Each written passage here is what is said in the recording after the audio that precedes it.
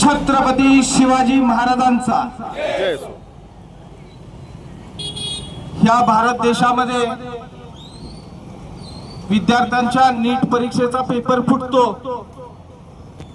Paper फुटीच्या नंतर या देशातल्या ज्याला देशाचं भविष्य समजलं जातं अशा विद्यार्थ्यांनी 21 विद्यार्थ्यांनी आत्महत्या केली, त्यांचा जीव गेला।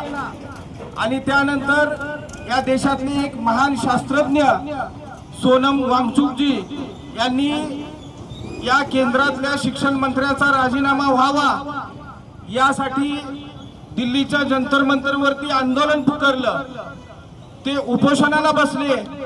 अगदी 22 दिवस उपोषणाला बसल्यानंतर देखील या केंद्र सरकारला, या हुकुमशाहीवादी सरकारला जाग आली नाही आणि हे सरकार कुठेही त्या ठिकाणी चर्चा करायला गेलेलं नाही।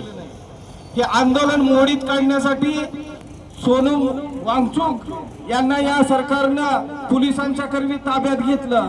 त्यानंतरचा विद्यार्थ्यांनी लढा हा तसाच ठेवला। 20 तारखेला संसदेवरती शांततेच्या मार्गाने, लोकशाही मार्गाने हे विद्यार्थी कुठेतरी मोर्चा काढण्यासाठी त्या ठिकाणी जमलेले होते, परंतु दिल्ली पोलिसांनी त्यांच्यावरती लाठीचार्ज केला। अरे नेमके पोलीस होते का?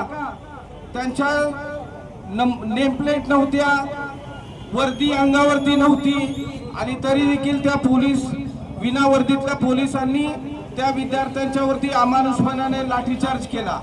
त्या लाठीचार्जच्या निषेधार्थ आणि या विद्यार्थ्यांच्या समर्थनार्थ वंचित बहुजन आघाडीचे राष्ट्रीय नेते आदरणीय प्रकाश तथा बाळासाहेब आंबेडकरांनी आज 23 तारखेला महाराष्ट्र बंदची हाक दिलेले आणि या बंदच्या निमित्तानं या विद्यार्थ्यांच्या समर्थनार्थ आपण या ठिकाणी सांगलीमध्ये महामानव डॉक्टर बाबासाहेब आंबेडकर साहेबांच्या पुतळ्यासमोर आपण या ठिकाणी जमलेलो आहोत। अशी भारतामध्ये परिस्थिती असताना कुठेतरी हे भारत देश हुकुमशाहीच्या मार्गाने निघालेला आहे आणि याला कुठेतरी विरोध होतोय। विद्यार्थ्यांच्या मधून आक्रोश या ठिकाणी उभा राहिलेला आहे आणि अशातच एक सांगली जिल्ह्यातला विधान परिषदेचा आमदार असणारा महाभाग या विद्यार्थ्यांना आतंकवादी म्हणतोय। या आमदार सदाभाऊ खोताचा या ठिकाणी आम्ही निषेध करतोय। आमदार सदाभाऊ खोतांना या ठिकाणावरून माझं आव्हान आहे की येत्या 2 दिवसामध्ये आमदार सदाभाऊनी या सर्व विद्यार्थ्यांची जाहीर माफी मागावी। आपण जर माफी नाही मागितली तर इस्लामपूरच्या आपल्या घराच्या समोर आम्ही आंदोलन केल्याशिवाय राहणार नाही।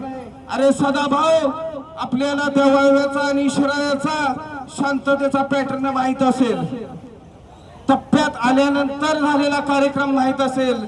अरे पण आम्ही आदरणीय प्रकाश तथा बाळासाहेब आंबेडकरांचे शिलेदार आहोत। योग्य वेळ आली तर टप्प्यात आणून कार्यक्रम केल्याशिवाय आम्ही शांत बसत नाही, एवढाच इशारा मी या ठिकाणी सदाभाऊ खोताला देतो आणि मी या ठिकाणी माझं 2 मिनिटाचं मनोगत थांबवतो। जय भीम, जय संविधान।